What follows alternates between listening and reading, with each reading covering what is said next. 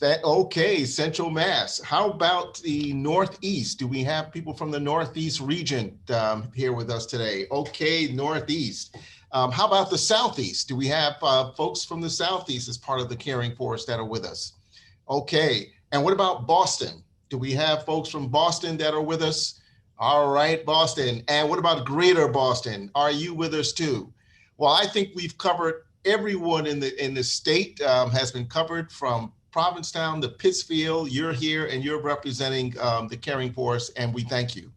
You know, the past 14 months have been anything but business as usual in the Commonwealth as we face two pandemics. First, the COVID-19 pandemic that hit our communities hard, but you stood up and you volunteered.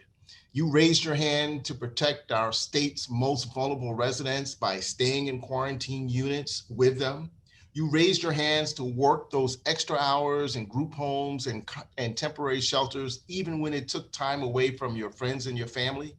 You raised your hands to protect people who, when there wasn't even enough personal protective equipment, and we knew far less about this pandemic, you showed the courage to say, but I need to be there for the folks that are important.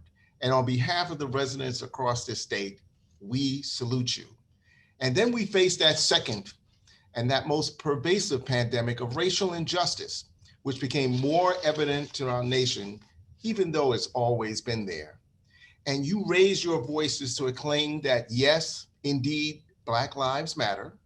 And you raised your voices to push back at racial inequity that was thrust upon Black and Brown people. And you raised your voices to work within your organization to start DEI groups, plan strategic actions, have conversations with your colleagues in the sector, and realize that we need to stand for justice and equity for everyone. And today I express with sincerity to you, your colleagues and organizations, thank you. You are truly the caring force, and all of us are indebted to your sacrifice and commitment. And during this past year, we transitioned to a new chair of the caring force as Mike Maloney of HMEA, who you're familiar seeing for many, many of these rallies, is prepared to retire after setting the bar high for us, for all of us here at the caring force. So we thank you, Mike. And as you know, may the force be with you. And that's the caring force, of course. Now, today I have another honor by introducing to you our new chair of the caring force, Lydia Todd. Lydia is the executive director of NFI Massachusetts, a leading human service provider.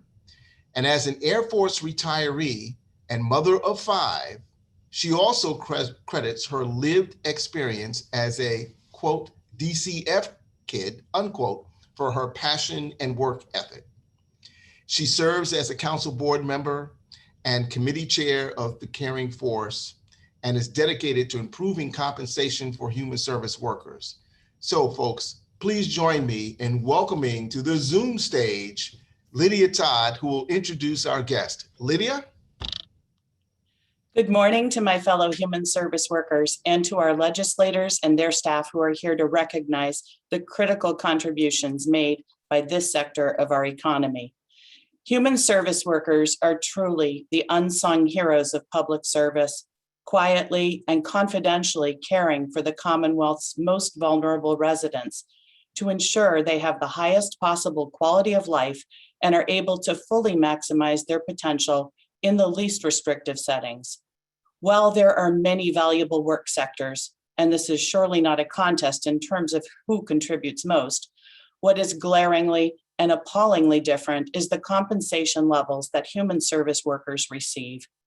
These workers epitomize selfless service and fill many roles, even in one day: teacher, coach, parent, healer, shoulder, driver, cook, cleaner, and yes, sometimes referee to keep everyone safe.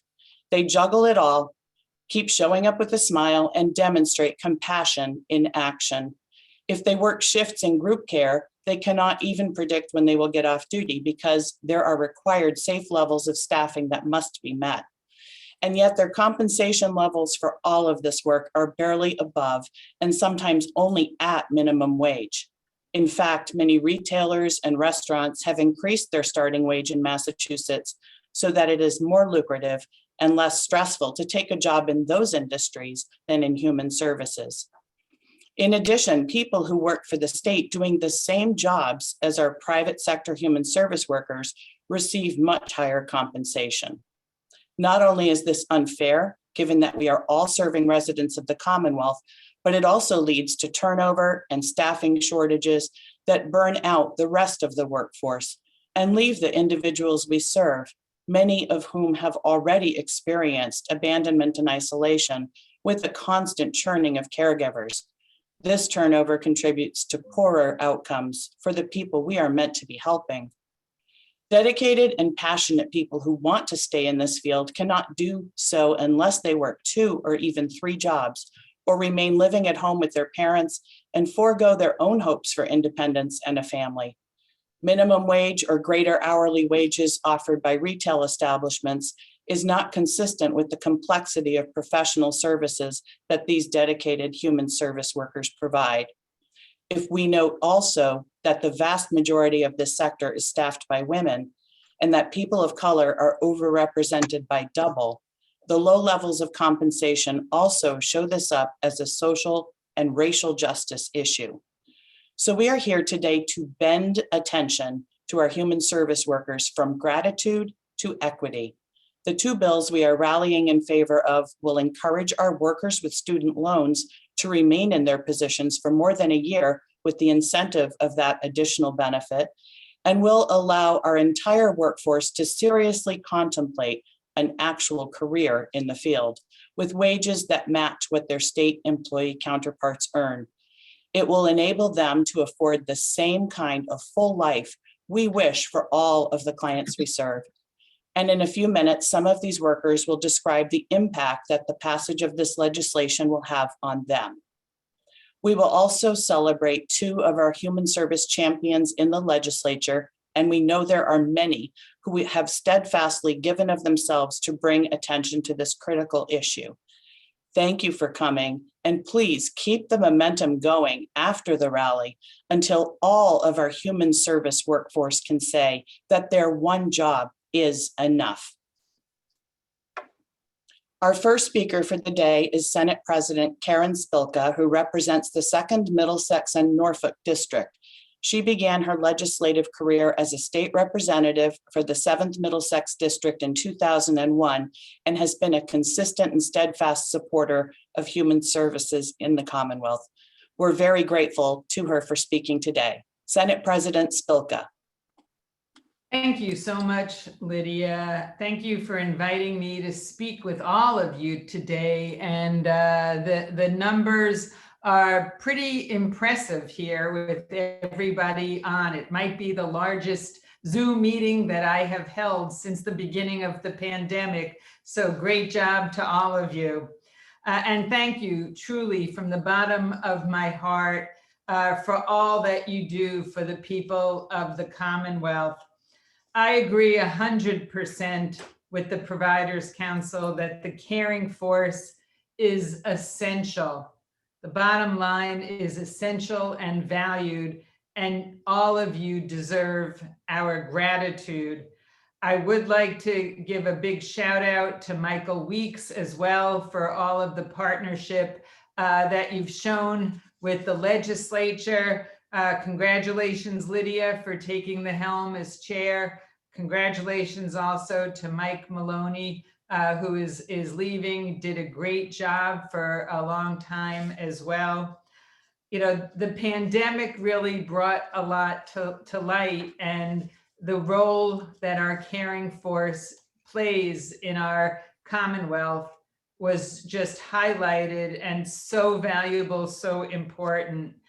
All of you are indeed the quiet but dependable and essential workforce that makes the Commonwealth, I believe, one of the best places in the entire country to live. I want you to know that I have been thinking a lot about caregivers lately and just how vitally important caregivers are to Massachusetts. We are, I believe, currently feeling a real caregiving crisis. All of your work, as noted, 24/7, 365 days a year. I know how hard you work. I lived it personally with a sister that was in a group home. I know how important it is to be able to know that our loved ones, our family, our friends, our neighbors are being well cared for when we can't be there all the time. So I want to personally thank you for that. I have been thinking a lot about the caregiving crisis and the results on families as well on all of you caregivers. And last month I proposed what I refer to, it's a long shot, I refer to it as a moonshot for Massachusetts, to create a system of intergenerational care that provides a way to support, connect, and integrate community-based care across all ages, with the goal of making it accessible and affordable to all, while at this very same time supporting the workforce, all of you caregivers, to make it possible. I would love at some point to create intergenerational care centers where everyone, no matter what age, can access information about childcare, elder care, before and after school programs, as well as services for residents of all stages of life or level of abilities, physical, mental, and behavioral health support. At the very least, these intergenerational care centers can act as a new front door to help so many overburdened families access information about and referrals to all of the needed services. With the more ambitious goals, there may be the possibility to co-locate some of this and give caregivers credentialed eventually to work even in more than one area, or other innovative ideas. I'm open for all innovative ideas to allow people to have the caregiving that their family needs, but at the and I keep saying this, the very same time, support our caregivers. We can start taking steps now to lay the foundation with shining a bright light on the needs of our caregiving workforce. And I'm sure all of you will agree, we should make sure that our caregivers get the training that they need to fill the very demanding jobs in the caregiving sector. We can work towards providing better living wages, comprehensive benefits, and making sure working conditions are safe to prevent the turnover. As noted, you shouldn't need to work 2 jobs to support yourself and your family. This one job is way demanding enough. We can find ways to better support mental health and well-being of everyone working in the caregiving job, so that they don't give up on these jobs for something less demanding. And we can continue, and we will continue, to talk about the importance of this sector and the value, the incredible value of our caregiving workers, so that they no longer feel invisible. As we heard during a recent listening session on the caregiving workforce held by the Senate Committee on Reimagining Massachusetts, during the pandemic, women of color in the care economy have been crushed by job losses, with devastating results on their families and communities. So the Senate intends to center Black and Brown women in our recovery plans, to put ourselves on the path towards an equitable economic recovery and better quality of caregiving as well. We know we need to support you, bottom line. We cannot outsource these jobs, and we will need you even more into the future.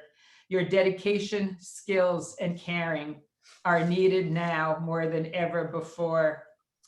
So I just want to mention the Senate released its fiscal year 2022 budget this week, and COVID and its economic aftershocks have frayed the fabric of our Commonwealth.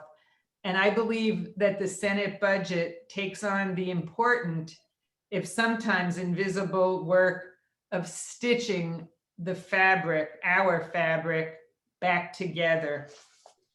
So it's a great budget. I could go on, but I know that you have so many other, we have a great program ahead of you.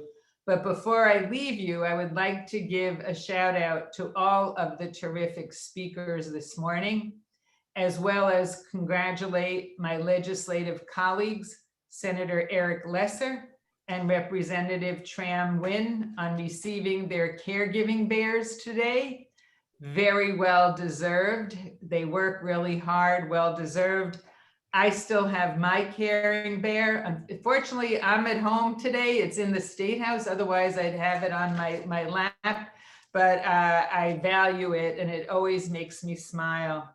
So thank you for showing up day after day for our family members, neighbors, and our loved ones. And thank you for showing up today to make your voices heard. I hope you have a wonderful day. It seems to be glorious outside.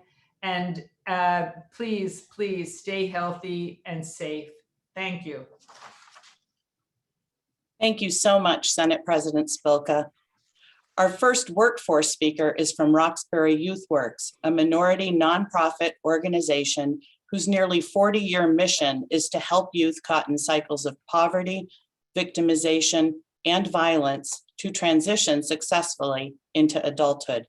Hetzron Alexandre is an administrative support specialist in their Roslindale district office, working with youth who are committed to the Department of Youth Services. Hetzron. Great, thank you, thank you. Thank you to all of you here present at this rally. This event is important because we are here to change the lives of Massachusetts human services workers. As Lydia said, I am Hetzron, and I work as an administrative support staff person at the Roslindale District Office for Roxbury Youth Works Inc. in partnership with DYS.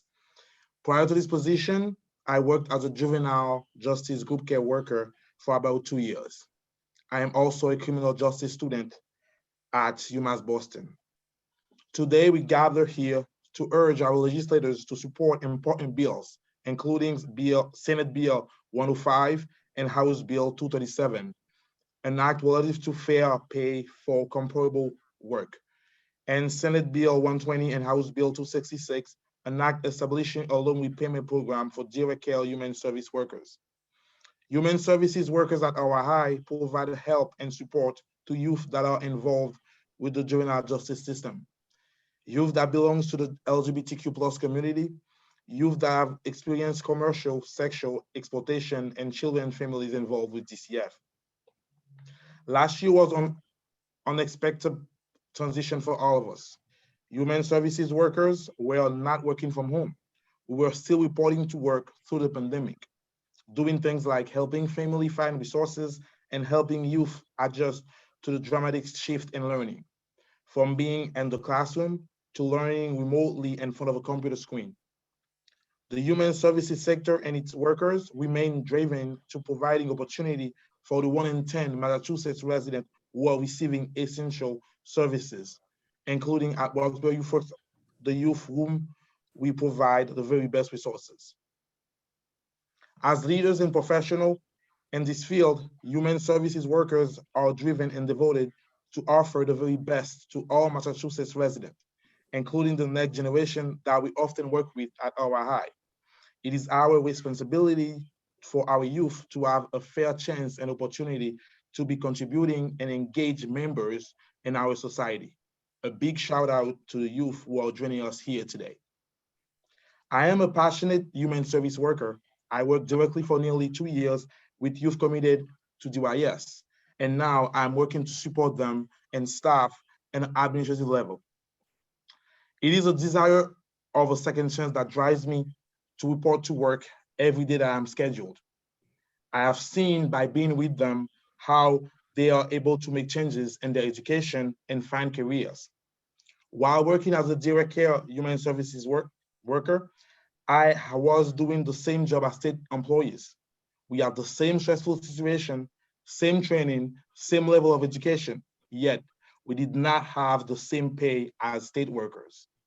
The pay for DYS was significantly higher, which seemed profoundly unfair. We even worked on the same buildings as our state colleagues and walked to the same halls, but the pay for doing our jobs was much different. I had to take a second job to keep up with my monthly expenses, like many others in the same position. On top of that, I am a full-time student at UMass Boston, graduating in exactly 2 weeks. I will have to start paying back my student loan debt.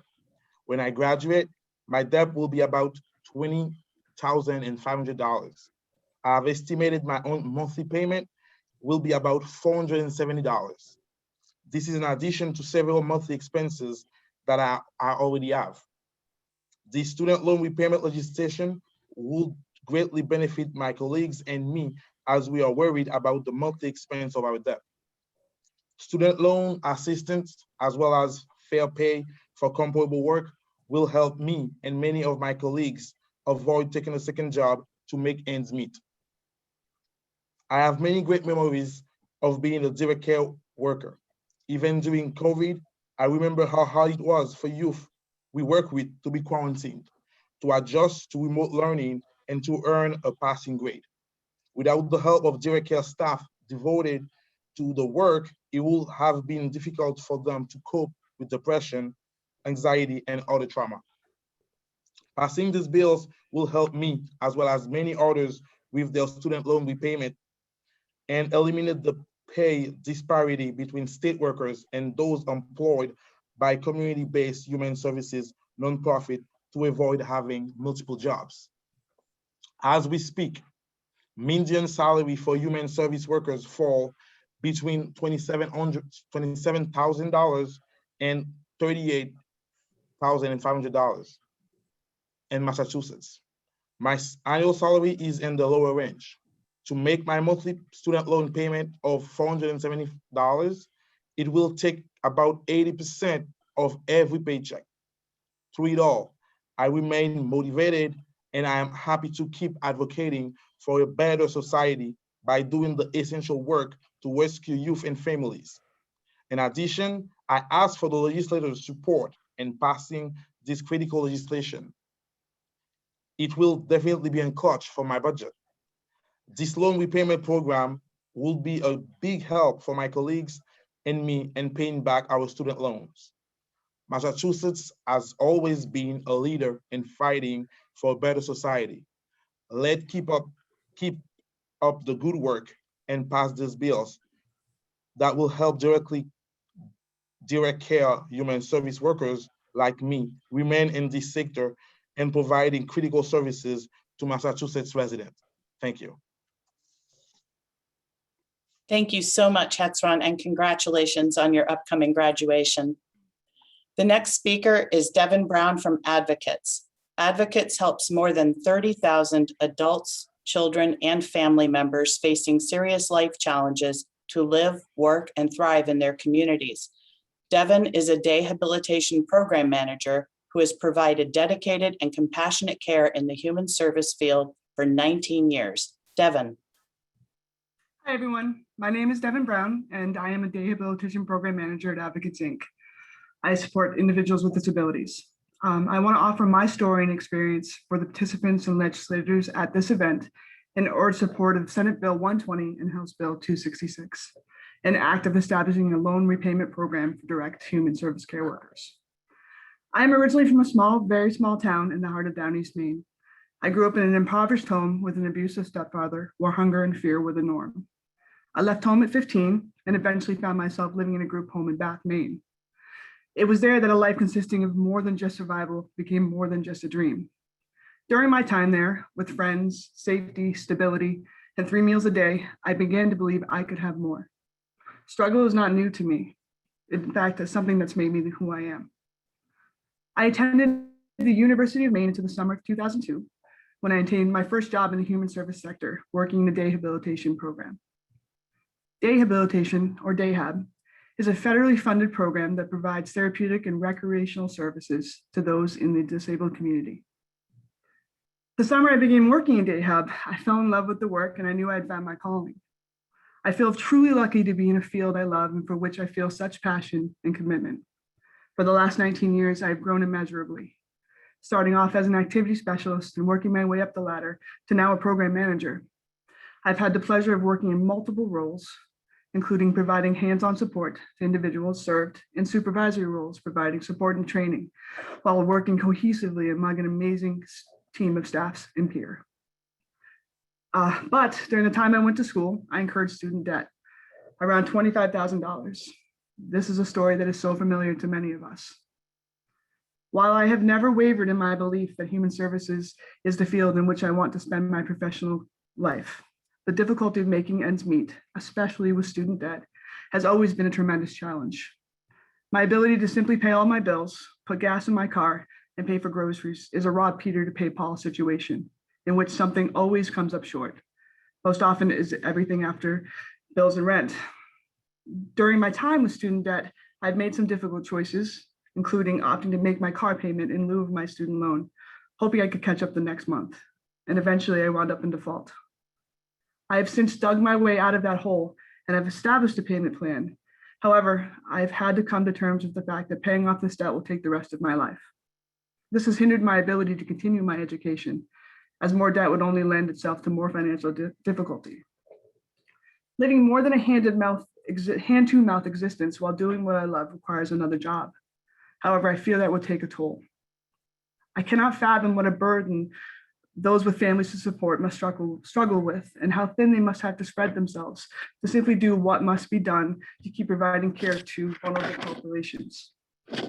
What we do is emotionally, physically, and mentally demanding, and the individuals with whom we work deserve no less than our 100%. Our consistency and commitment helps enable our individuals to excel and live their best lives, which is an innate right of every human. To commit oneself to a difficult job while struggling to make ends meet is a sacrifice inherent to the field as it currently stands. Something needs to change to make things better for all of us, staff and people served alike. I ask legislators in attendance today to support Senate Bill 120 and House Bill 266.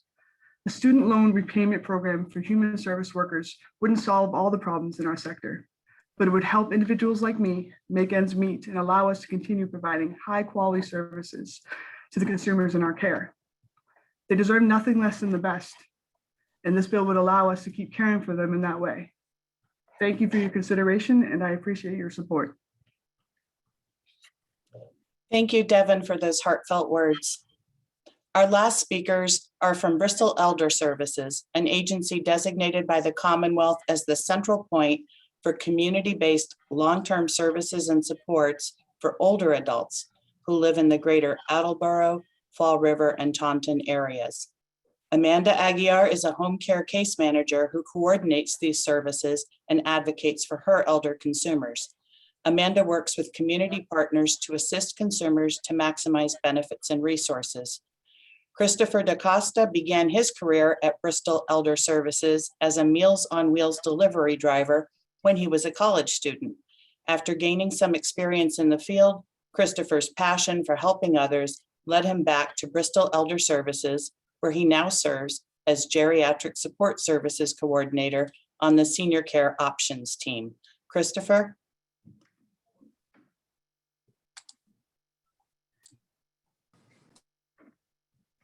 Christopher, just unmute yourself. Good. Good morning, everyone, and thank you for taking the time today to attend our annual Caring Force rally. Just 2 years ago, I was attending my first rally in the State House. Actually, today, I found out this morning it was the exact date. I am so grateful we are able to hold the rally this year. House Bill 266 and Senate Bill 120, an act establishing a loan repayment program for direct care human service workers, could change the lives of workers in our field. Most of my friends and coworkers in our field are burdened with student loan debt that inhibits us from being more financially secure. Bristol Elder Services and many other providers require at a minimum a bachelor's degree for all positions. As a teen, going to college was not only my dream, but it was also my father's dream as well. He was born in Portugal and moved here with his parents and 7 siblings in the mid-1960s. College wasn't an option for him. He worked in a factory like many immigrants for most of his life. I was the first in our family to attend college and receive a bachelor's degree. When I graduated from Bridgewater State University, my debt accumulated to around $82,000. My father pushed me to go to school so I could have a better career than he did. His vision was not for me to pay around $500 monthly towards my education for the next 12 or more years. I knew after graduating, I wanted a career helping others, and I'm so grateful to have the opportunity to do so daily. A student loan repayment program for human service workers would help me continue doing what I love. If passed, human service workers making less than $50,000 per year would be eligible for up to $150 a month to help pay back qualified student loans. The program would help my colleagues and I remain in the community-based human service sector and ensure that the consumers we work with would continue to receive high-quality, consistent care. At Bristol Elder Services, we work with elderly clients who look at us like a part of their family. Each time we lose a staff person to another field's or state position, we risk taking away an essential part of our elders' day-to-day lives. Given an option of a loan repayment program would assist our essential workers to continue providing the best care possible.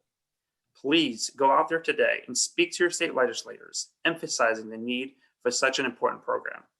Ask your legislators to create a student loan repayment program for human service workers so we can keep working in this field and provide critical care to 1 in 10 Massachusetts residents, our family, friends, and neighbors. Thank you.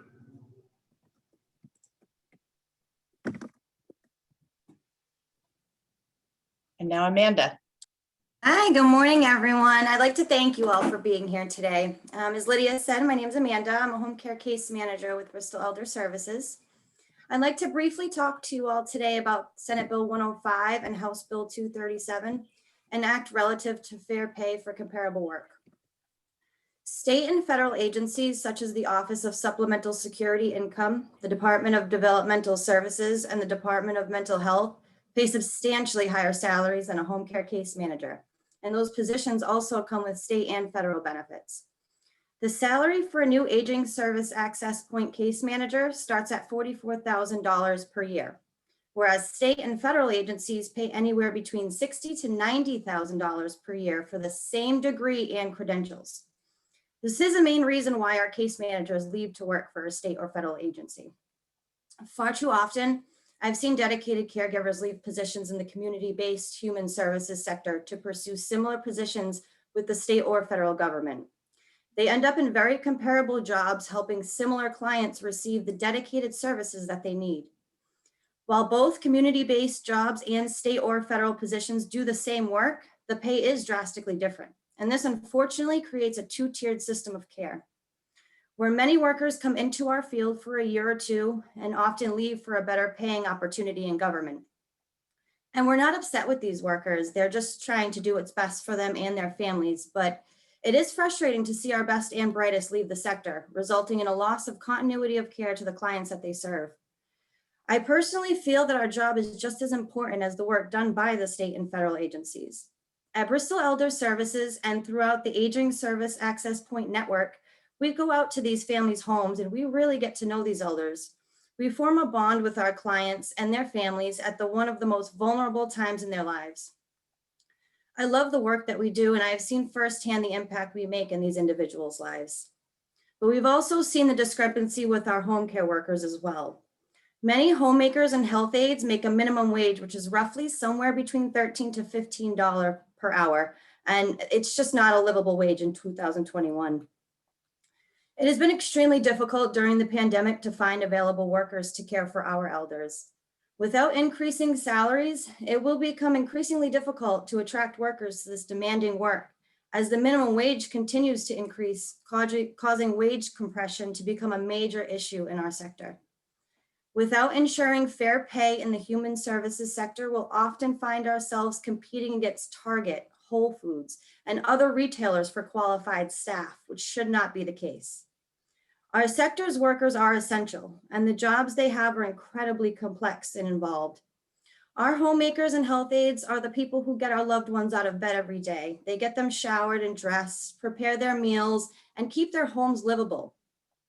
They hold their hands and they listen to their stories. They bring joy and companionship to these individuals who really need it the most. We need an act relative to pay for comparable work in order to keep our workers in the community-based sector and ensure a high quality of care for the elders we support. For the difficult, taxing work our workers do, we deserve to be fairly compensated, and our elderly community deserves to have a consistent and reliable workforce. I urge our legislators here today to pass this comprehensive bill that simply calls for equal pay for community-based human service workers who provide critical care to more than 180,000 residents across the Commonwealth. Thank you for your time and your positive consideration to this critical legislation. Thank you so much, Christopher and Amanda. As all of our speakers have highlighted, the passage of these two bills will make a meaningful difference in our human service workers' abilities to remain in the field and provide the experienced, continuous care that the individuals, children, youth, and families we serve need and deserve. And now it's my pleasure to reintroduce the President and CEO of the Providers Council, Michael Weeks, who will present the first Caring Bear Award. Michael? Sure. Well, thank you, Lydia. And I also want to reach out and say a big thanks to the messages that we heard from Amanda and Christopher and Devon and Headstrong. They are not unique stories in the fact that many of the people that are here and many of your colleagues are doing similar work and having similar struggles with the work that they do. And we hope that we're able to persuade our legislative leaders that here's an opportunity to take change and take action. But one of our leaders understands that, and we don't have to convince them about that. And that's our first recipient today of the Caring Force Award. As you know, it's the highest honor that we bestow upon anyone involved in human services. You've heard from the Senate President, Karen Spilker, who talked about receiving hers. That's in her office, and we're glad for that. But today we're going to have two additional awards that are made, and I'm so pleased to introduce one of the people who I know very well, my senator, and who's done an incredible job. And let me introduce him to you. Senator Eric P. Lesser was elected to the Massachusetts Senate on November 4th, 2014. He represents 9 communities in the 1st Hampton and Hampshire district, providing and serving Western Massachusetts in his 4th term. Lesser's legislative agenda focuses on the fight for greater economic opportunity with initiatives around passenger rail, education, job training, and innovation.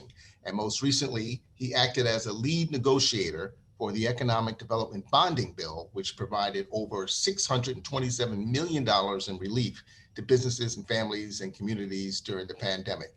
Now, he's been honored with many leadership positions as well. He's been the Senate Chair of the Joint Committee on Economic Development and Emerging Technologies. He's Chair of the Senate Committee on Ethics and Senate Vice Chair of the Joint Committee on the Judiciary. He's also a member of several other committees and was appointed to the Joint Committee on COVID-19 and Emergency Preparedness and Management. He holds leadership positions as the Senate Chair of the Food Systems Caucus. Well, he's a co-chair of that. And prior to becoming a senator, Lesser worked in the Obama White House. He was first as Special Assistant to Senior Advisor David Axelrod, and later as Director of Strategic Planning for the White House Council of Economic Advisors. Lesser has a law degree from Harvard Law School, a bachelor's degree in government from Harvard, and is a member of the Massachusetts Bar and the Federal District of Massachusetts Bar as well. He lives in Longmeadow with his wife, Allison, 2 young daughters, Rose and Nora, and a very, very new son, David, who just joined the family last month. So we are really pleased to present to you our recipient for the Caring Force Award, and that's State Senator Eric Lesser. Senator, please. Well, Michael, thank you so much. Can you hear me okay? Can everybody hear me okay? And everybody can see me okay? So I have the award right here, and I'm keeping it on my desk, and I will keep it on my desk so that I remember this. And I have the bear right here. And as Michael mentioned, he lives fairly close to me. So I actually got personal delivery. He dropped off the bear and the award to my house. The only complication with that is my 4-year-old found it before me. So it was a little bit of a negotiation to get it out of her room and into mine, so that we could do this today. But I just, on a personal note, Michael, I just want to thank you so much. You're a great leader. You're a great friend. I've known you and your family a long time.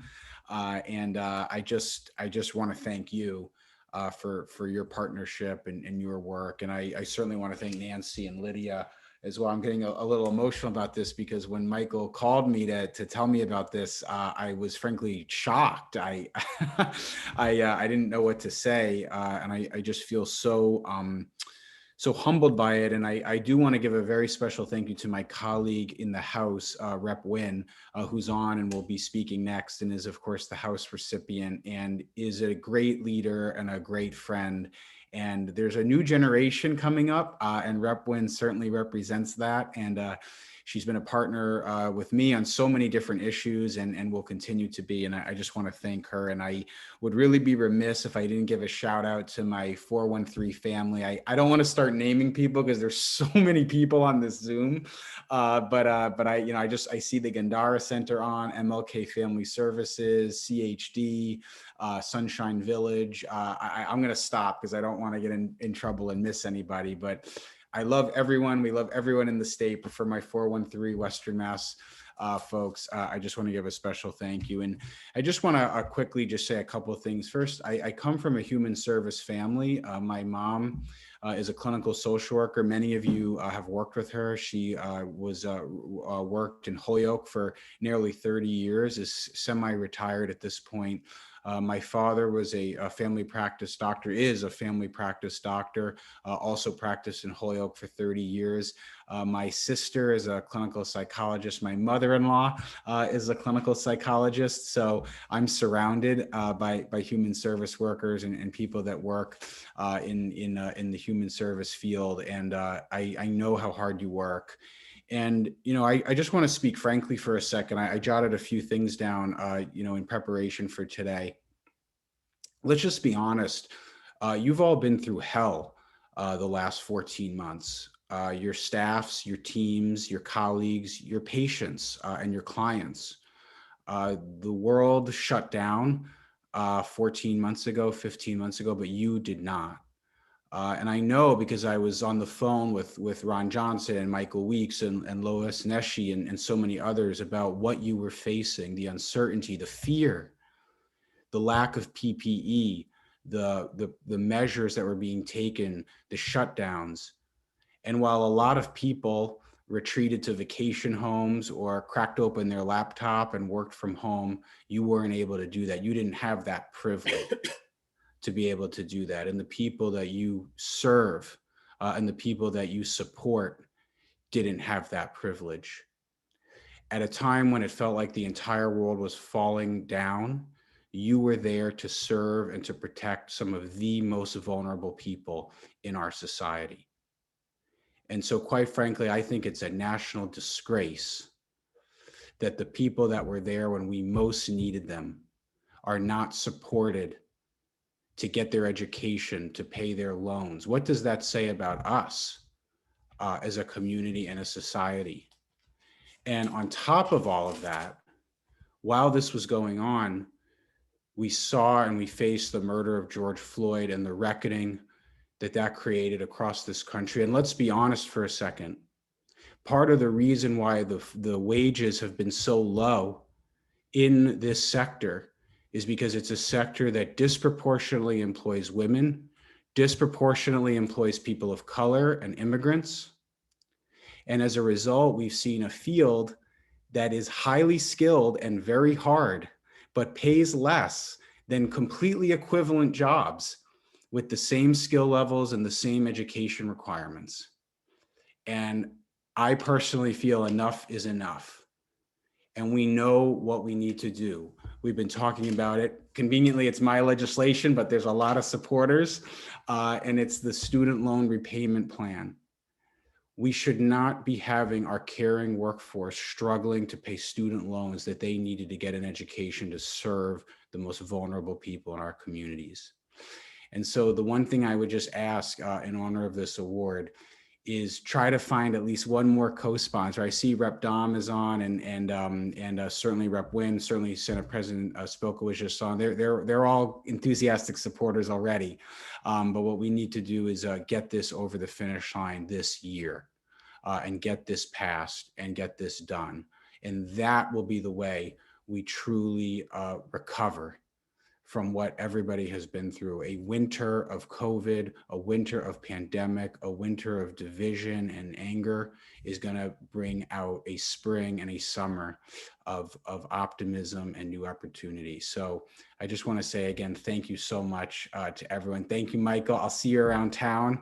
I'm going to sneak the bear back to my daughter's room so that when she comes home, she has it. But just again, want to say thank you so much.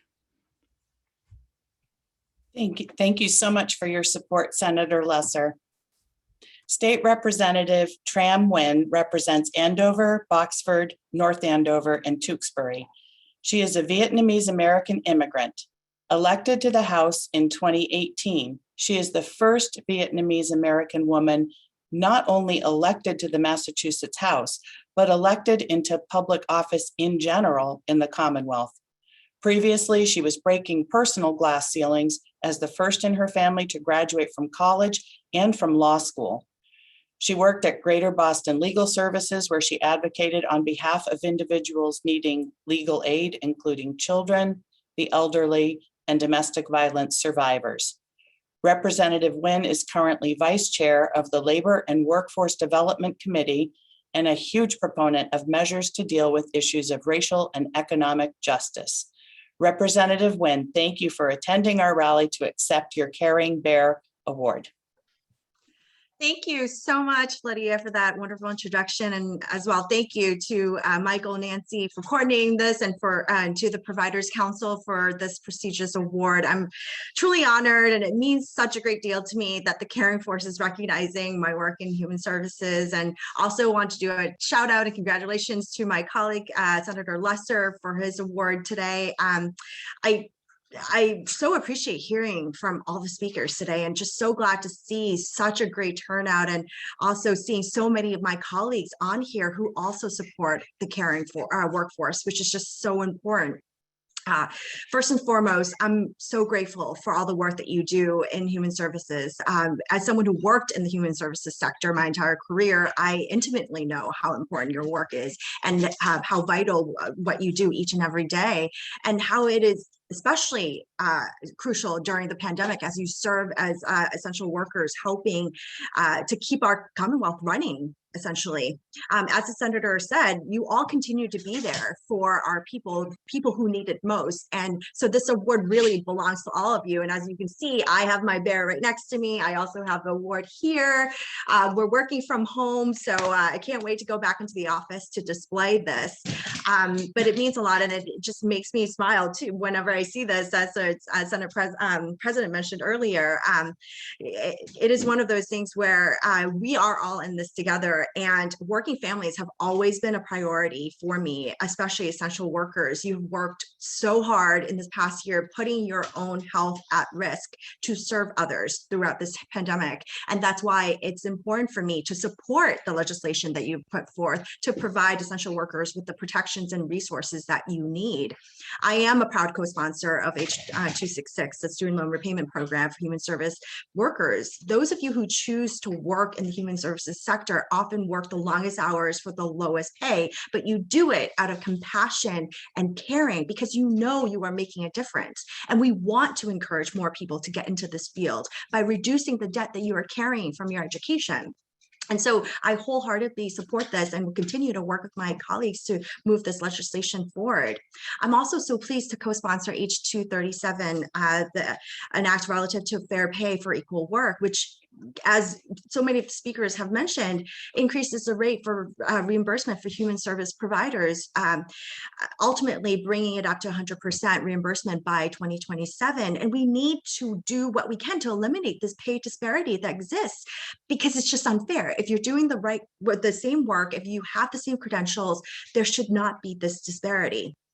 And so in this session, as in previous sessions, my focus has been on the human services side and supporting workers like you. I'm proud to partner with my colleagues in filing several bills to address economic justice by helping workers and working families. For instance, I have an occupational presumption bill that ensures workers have paid time off if you get sick at work, especially if you contract COVID-19 or become exposed to COVID-19 while on the job.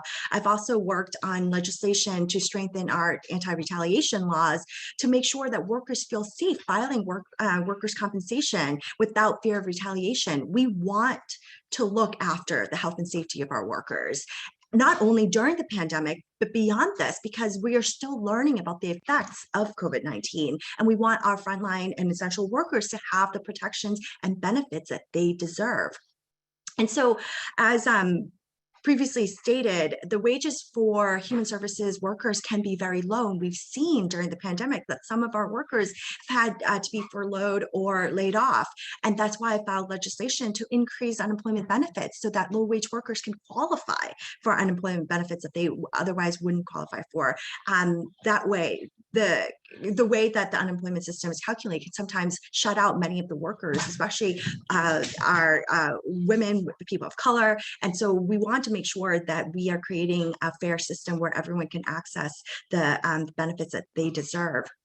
And so in addition to many of these workers related bills, I have other bills that seek to just help us not only get through the pandemic, but thrive after that. And I am just so excited that so many of my colleagues, many of whom are on here, are supportive of many of these measures.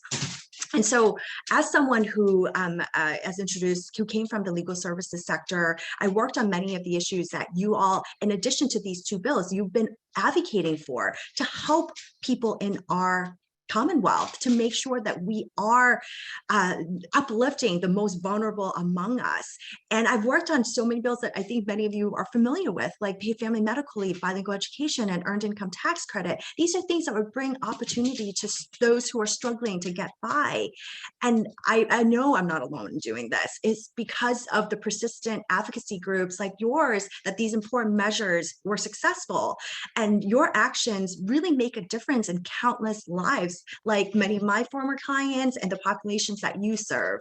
And so now, with your one united and unwavering voice, please amplify those voices so that legislators can hear your stories.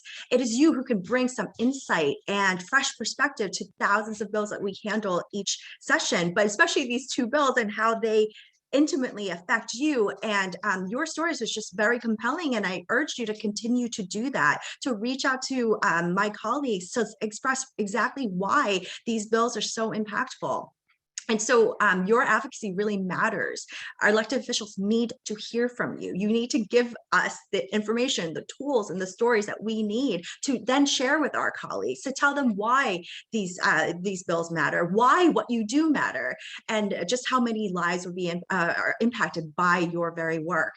And so I just urge you to reach out to us to advocate for Massachusetts that's like a community like yours, a community of compassion and friendship and community rooted in social justice and equality.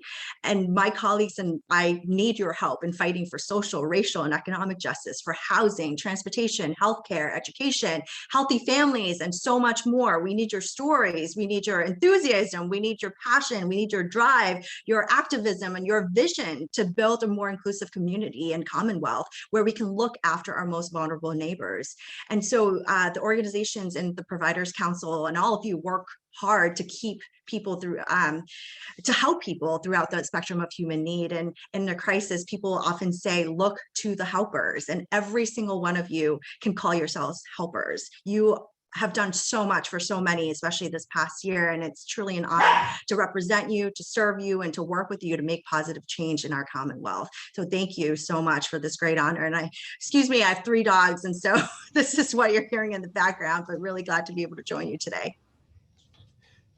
Well, thank you. That was wonderful, Representative Nguyen, and congratulations to you and also to Senator Lesser. Those were outstanding messages for our folks. And I think if there was any question about who are they and why are they here, I think you heard quite clearly why they're being honored today, because they are 2 champions that really not only are just checking off the box, they really have the passion and commitment behind it. And that's what's going to be needed in order to make this happen. So thank you so much for that. And your message to all is about amplifying their voices, and everybody's going to have the opportunity to do that later on today and next week and the week after that, by contacting their legislator and let them know, hey, you know, we want to get H237, H266, we want Senate 105 and Senate 120 passed. We want it passed now. We have no time to wait, because there was no time to wait for the past 14 months when you did the work, the incredible work you did when you were facing incredible challenges. You said, I'm going to be there and make sure that that safety net doesn't fall apart, because that's what we're about in the human services sector, is caring for people in there. So I thank you for those messages, and from you and also from Senator Lesser. I also want to thank the message from Senator Spilker that we heard earlier. That was a great message. She's in the right spot to help us get to where we need to be in terms of the goal line. Again, I'd like to reach out and thank our speakers that we've had today, Amanda, Christopher, Devin, and Hestrom for your messages today. A special thanks to our council staff, Bill Jelinek and Robbie Simon. Many of you know Robbie. Robbie is going to be leaving us, but did he do a good job today? Yes, he did. We've got, there were over 1,300 registered. I know you saw 700 and 800 folks there, but there are other folks in the group. So we had over 1,300 people here who are listening to this message. And quite frankly, that's the biggest Zoom I've ever been a part of. So that's fantastic. And I thank you. And I thank you folks for that and for making that happen.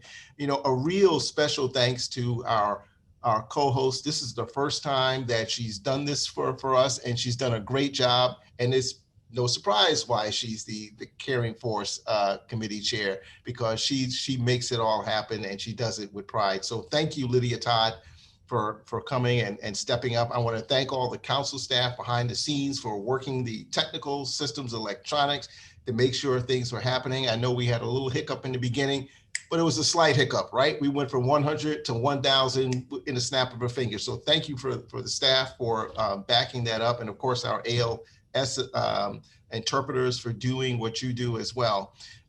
Now, the important message that you heard is it's important to contact your senators and your state reps. They've got lots of things and lots of people who are asking them for this and that. They can very much overlook what you do. So it's important that you make sure that they understand the role that you play in communities throughout Massachusetts, and why it's important to pass the loan repayment, and why it's important to just be paid fairly. You're not looking to be richer than anyone. You just want to be paid fairly. That's essentially what we're trying to do with that. So if you're not sure about who your state rep or state senator is, or you may have moved and you're in a new location, you can go to wheredoivotema.com. wheredoivote.ma.com. You put in your address and that'll indicate where you can vote, who's your representatives, who's your senators are. So that's wheredoivote.com. And I'd like you to do that today and make sure they hear this today. If you don't get it today, Monday, Tuesday, and also talk to your friends and colleagues about this as well, because we need everybody to lift up our voices, lift up our hands, and do the work that's necessary so that we can get this through. Now, as I thank everyone here, there's one other group that I'd like to thank, and you probably don't even know why yet, but I'll show it to you later. And that's the group from WCVB TV Channel 5. WCVB Channel 5 has produced a PSA for our essential human services workforce and the public. And it's a PSA that is fantastic. It was just released yesterday. You probably haven't seen it. So I'm gonna give you a clip. You can write this down where you can get access to this. You can go to our site at providers.com. And you go to providers.org/PSA #5, the 5, okay? So that's providers.org/PSA5. And you can see a wonderful video that was put together with great TV personalities who are our friends that helped us, by Shayna Seymour. Many of you know Shayna for her work in the Chronicle. She's an Emmy Award winner, along with, she was supported by Karen Holmes.